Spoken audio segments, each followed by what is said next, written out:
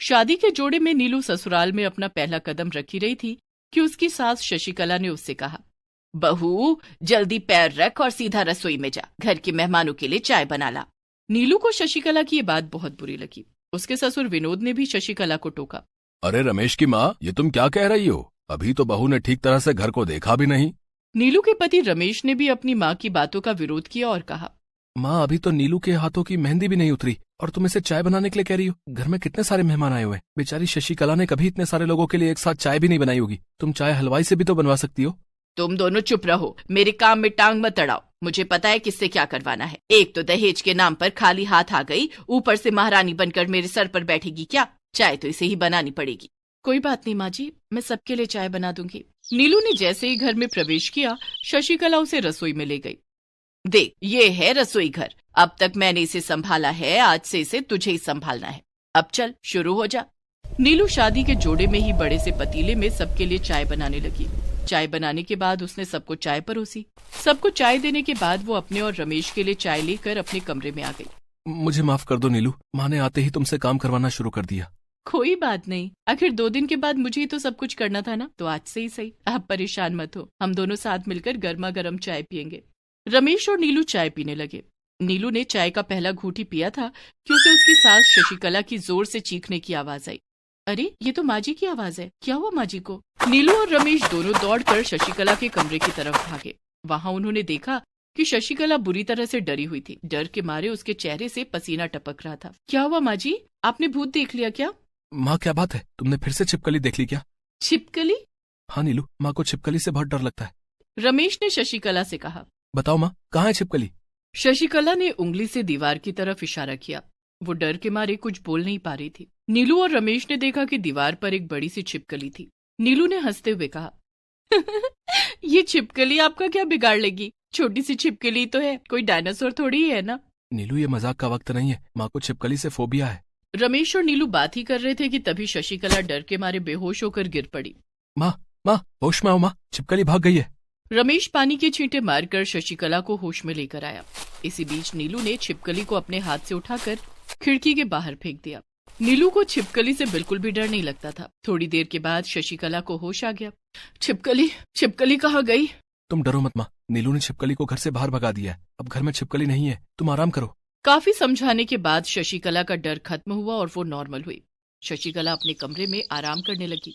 रमेश और नीलू अपने कमरे में आ गए। ओहो, हमारी चाय तो ठंडी हो गई, मैं दूसरी चाय बना कर लाती हूँ। नीलू रसोई घर में जाकर फिर से चाय बनाने लगी। चाय बनाते वक्त नीलू सोचने लगी, माँ जी को छिपकली से बहुत डर लगता है। अगर मैं छिपकली बन जाऊँ तो माँ जी मुझसे भी डरने लगेंगी और मुझे फालतू परेशान नहीं करेंगी। लेकिन मैं छिपकली बनूंगी कैसे? काश मुझे कोई जादू आता। ये सब सोचते सोचते नीलू चाय बना लेती है और चाय लेकर अपने कमरे में आती है।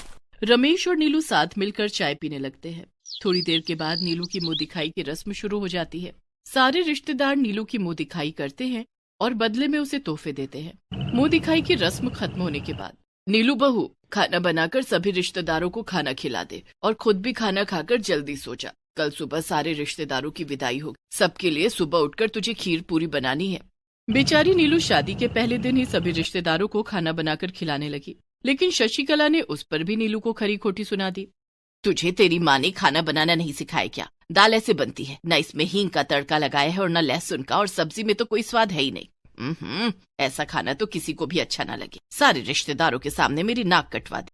रमेश की माँ, बस भी करो। नई बहू से इतने काम करवाना और उसकी बुराई करना ठीक नहीं है।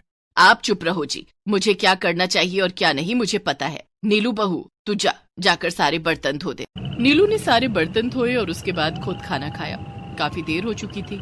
नीलू थक कर सो गई। सुबह सबके उठने से पहले वो उठ गई और सारे मेहमानों के लिए खीर पूरी बनाकर तैयार कर लिया। सबके उठने के बाद नीलू ने सारे मेहमानों को खाना खिलाया और उनकी विदाई की। अब सारे मेहमान जा चुके थे। नीलू ने घर की सारी जिम्मेदारी अपने कंधों पर उठा ली थी। घर का सारा काम करना, यहाँ तक कि बाहर से फल सब्जी राशन लाना, सारे काम नीलू खुद करती। एक दिन नीलू सब्जी लाने बाजार गई। वो ढेर सारी सब्जियां और फल खरीदने लगी। रमेश को आम बहुत पसंद है, 1 किलो आम ले लेती हूँ, और बाबूजी को खरबूजे बहुत पसंद है, 1 किलो खरबूजा भी ले लेती हूँ। नीलू सबकी पसंद की फल और सब्जियां खरीद कर घर जाने लगी। रास्ते में उसे किसी ने आवाज दी। बेटी कुछ खाने को दे दो, बहुत भूखी हूँ। नीलू ने पीछे मुड़कर देखा तो एक बहुत बूढ़ी औरत अपनी कपकपाती आवाज से उसे आवाज लगा रही थी। बेटी मुझे कुछ खाने को दे दो। हाँ हाँ अम्मा, ये सब आपके लिए ही तो है। नीलू ने सारे फल उस बूढ़ी अम्मा को दे दिए। बूढ़ी अम्मा ने वहीं बैठकर सारे फल खा लिए। उसे सारे फल खाते हुए देखकर नीलू ने सोचा, लगता है अम्मा ने बहुत दिनों से कुछ नहीं खाया है, तभी तो 1 किलो आम और 1 किलो खरबूजा एक साथ खा लिया। तूने सही कहा बेटी, मैंने बहुत दिनों से कुछ नहीं खाया था। अरे अम्मा, आपको कैसे पता कि मैं क्या सोच रही हूँ? मुझे तो ये भी पता है कि तू अपनी सास से बहुत परेशान है और तेरी सास छिपकली से बहुत डरती है। क्या आप कोई जादूगर हो? सारी बातें आपको कैसे पता है? हाँ, तूने ठीक कहा बेटी, मैं एक जादूगर हूँ। मैं लोगों की इंसानियत की परीक्षा लेने निकली थी। जो भी उस परीक्षा में पास होता उसे मैं अपनी कुछ जादुई शक्तियाँ दे देती। तू उस परीक्षा में पास हुई है, इसलिए अब मैं तुझे अपनी कुछ जादुई शक्तियाँ दूंगी। बूढ़ी अम्मा बनी जादूगरनी नीलू को अपनी जादुई शक्तियों का कुछ अंश दे देती है। अब तू जिसका चाहे उसका रूप धारण कर सकती है। सच में अम्मा, क्या मैं छिपकली का रूप धारण कर सकती हूँ?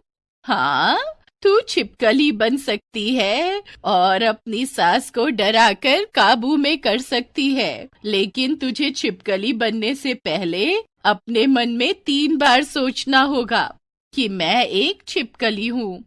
उसके बाद तू छिपकली बन जाएगी और वापस लड़की बनने के लिए तुझे अपने मन में 3 बार सोचना होगा कि मैं एक लड़की हूँ, तब तू लड़की बन जाएगी। ये सुनकर नीलू बहुत खुश हो गई। आपका बहुत बहुत धन्यवाद अम्मा। खुश रहो बेटी। अच्छा, अब मैं चलती हूँ।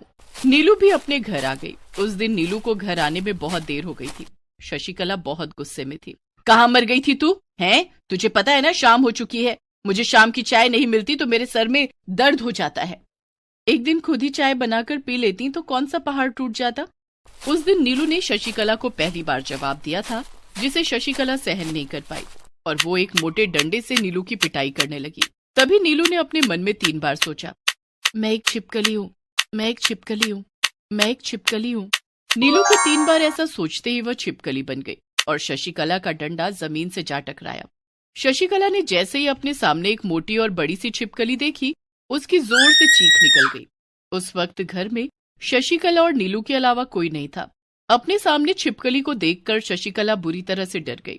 वो अपने कमरे की तरफ भागी। उसके पीछे पीछे छिपकली बनी नीलू भी भागने लगी। शशिकला ने अपने कमरे में जाकर दरवाजा अंदर से बंद कर लिया और वो बेहोश हो गई। कमरे के बाहर छिपकली बनी नीलू शशिकला का इंतजार करने लगी, लेकिन शशिकला बाहर नहीं आई। इससे पहले कि रमेश या बाबूजी घर पर आ जाए, मुझे अपने असली रूप में आना होगा। नीलू ने अपने मन में 3 बार सोचा, मैं एक लड़की हूँ, मैं एक लड़की हूँ, मैं एक लड़की हूँ। ऐसा सोचते ही नीलू वापस अपने असली रूप में आ गई। थोड़ी देर के बाद रमेश और विनोद भी घर आ गए। नीलू बहू, तुम्हारी माँ कहाँ है? बाबूजी, माँ तो कब से अपने कमरे में बंद है। मैंने कितनी बार कहा दरवाजा खोलने के लिए, लेकिन वो बाहर ही नहीं आ रही है। तब रमेश खिड़की की तरफ से शशिकला के कमरे के अंदर आया और उसने कमरे का दरवाजा खोला। नीलू ने शशिकला के मुंह पर पानी के छींटे मारे और शशिकला को होश आ गया, लेकिन अपने सामने नीलू को देखकर शशिकला की हालत खराब हो गई। क्या हुआ माँ, तुम इतनी घबराई हुई क्यों? शशिकला ने नीलू की तरफ इशारा करके कहा, बहू छिपकली है। वो माँ, लगता है तुम्हारा दिमाग खराब हो गया। ये तुम्हारी बहू नीलू है, कोई छिपकली नहीं। तुम्हें तो सब जगह छिपकली दिखाई देती है। शशिकला की बात पर किसी ने यकीन नहीं किया और नीलू मुस्कुराकर शशिकला को देखने लगी। उस दिन के बाद से शशिकला जब भी नीलू को परेशान करने की कोशिश करती, नीलू छिपकली बन जाती। नीलू को छिपकली के रूप में देखकर शशिकला की बुरी हालत हो जाती। शशिकला अब नीलू से बहुत डरने लगी थी। उसने नीलू को बेवजह परेशान करना छोड़ दिया। घर में जब कोई नहीं होता तब तो शशिकला नीलू के सामने ही नहीं जाती। इस तरह नीलू को शशिकला की बदमाशियों से मुक्ति मिल गई थी। सुलेखा बेटी, उठ जा, 4 बज गया है। थोड़ा सोने दो ना माँ।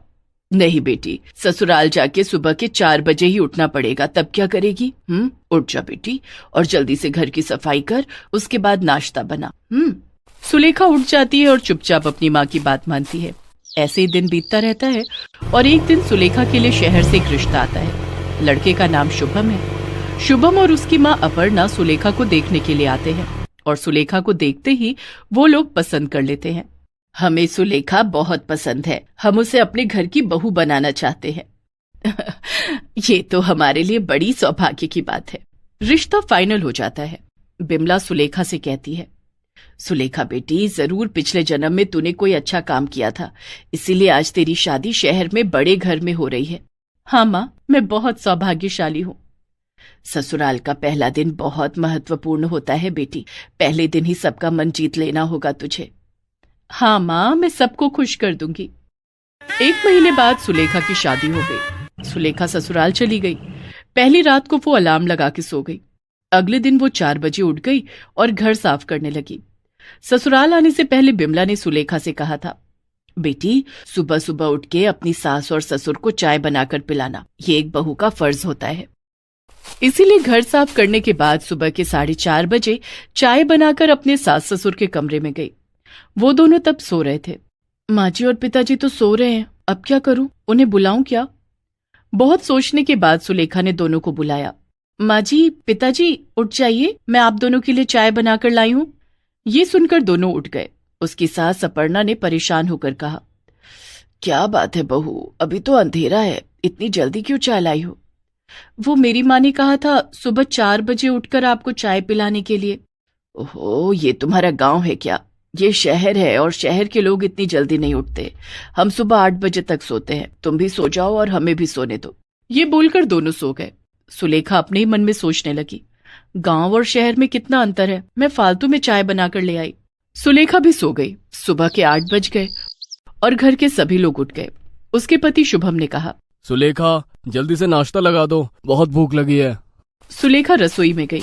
शादी से पहले उसकी माँ ने कहा था, सुन बेटी, आदमियों के दिल का रास्ता उसके पेट से होकर जाता है, इसीलिए पहले ही दिन नाश्ते में बहुत कुछ बनाना, गर्मा गर्म कचौरियां बनाना, वो खा के खुश हो जाएंगे।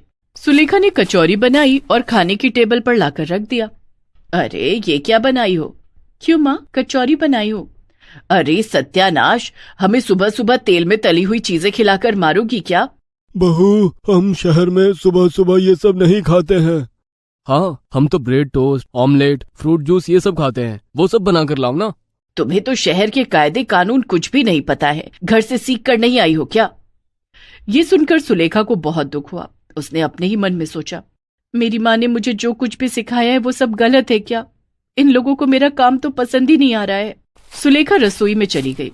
उसके ससुर ने उसकी सास से कहा, अपर्णा, वो बेचारी शहर में पहली बार आई है, आज उसका पहला दिन है, उसके ऊपर चिल्लाओ मत, धीरे धीरे सब सीख जाएगी। अपर्णा ने कहा, मुझे पहले ही समझ जाना चाहिए था कि गांव की लड़की यहाँ फिट नहीं बैठेगी। कोई बात नहीं माँ, हम धीरे धीरे उसे सब कुछ सिखा देंगे, वो शहरी तौर तरीके सीख जाएगी। अरे सीखने में तो टाइम लगेगा, लेकिन आज शाम को मेरी सहेलियां बहू को देखने आ रही हैं, वो सब मॉडर्न हैं, उनके सामने मेरी प्रेस्टीज खराब हो जाएगी ना। अपर्णा चिंता में पड़ गई। वो दोपहर को सुलेखा के पास गई और बोली, सुनो, शाम को मेरी सहेलियां आ रही हैं, उनके सामने क्या पहनकर जाओगी तुम? साड़ी ही पहनूंगी माँ जी। सत्यानाश, ये गांव है क्या? यहाँ साड़ी पहनना मतलब ओल्ड फैशन है। ये लो मेरी कुर्ती, तुम इसे पहनोगी। कुर्ती देकर अपर्णा चली गई। सुलेखा ने सोचा, लेकिन माँ ने तो कहा था हमेशा साड़ी पहनकर रहना, पता नहीं माँ ने मुझे क्या सिखाया है, कुछ भी सही नहीं हो रहा है। शाम को अपर्णा की सहेलियां आ गई। अरे अपर्णा, कहाँ है तेरी बहू? आती ही होगी। बहू? सुलेखा कुर्ती पहनकर सबके सामने आई। नमस्ते, सबको नमस्ते। ये सुनकर सभी हंस पड़े। नमस्ते? क्या गवार है। हाँ अपर्णा, तेरी बहू दिखने में तो सुंदर है लेकिन गवार है। सुनो बहू, हमारे यहाँ नमस्ते नहीं करते, हेलो बोलते हैं और हाथ मिलाते हैं, लेकिन नमस्कार करना तो हमारा संस्कार है। ये सुनकर सभी चुप हो गए। सुलेखा को सपोर्ट करने के लिए उसके ससुर ने कहा, हाँ, बहू ने एकदम सही कहा, हम ज्यादा मॉडर्न होने के लिए हमारे संस्कार भूल रहे हैं, आज से हम एक दूसरे को नमस्कार ही करेंगे। ये सुनकर सभी ने एक दूसरे को नमस्कार किया। ससुराल में आने के बाद पहली बार सुलेखा के चेहरे पर मुस्कान आई। वाह, तुम्हारे संस्कार और स्माइल दोनों बहुत अच्छे हैं। हम सोच के आए थे कि तुम्हारे हाथ का पिज्जा खाएंगे, लेकिन आज तुम जो बनाकर खिलाओगी हम वही खाएंगे। मैं कचौरियां बहुत अच्छी बनाती हूँ और छोले की सब्जी बनाकर लाऊं? हाँ जरूर। सुलेखा खुश हो गई। वो तुरंत रसोई गई और गर्मा गर्म कचौरियां और छोले की सब्जी बनाकर लाई। वो खाकर सभी उंगलियां चाटने लगे। वाह, ये तो मस्त है। सच में बहू, इतनी अच्छी कचौरियां मैंने कभी नहीं खाई। अब से हफ्ते में 3 दिन सुबह के नाश्ते में यही बनेगी। वाह बहू, तुमने तो कमाल कर दिया। सुलेखा की आंखों में खुशियों के आंसू बहने लगे। अपर्णा ने उसे गले से लगा लिया। बहू, तुम बेस्ट हो, बेस्ट। मैं तुम्हें शहरी कायदे कानून सिखा दूंगी। उसके बदले तुम मुझे अच्छे अच्छे खाना बनाकर खिलाना। ठीक है माँ जी। सुलेखा के ससुराल में पहले दिन की शुरुआत कड़वी हुई थी, लेकिन अंत में उसने सबका दिल जीत लिया और खुशी खुशी जिंदगी बिताने लगी।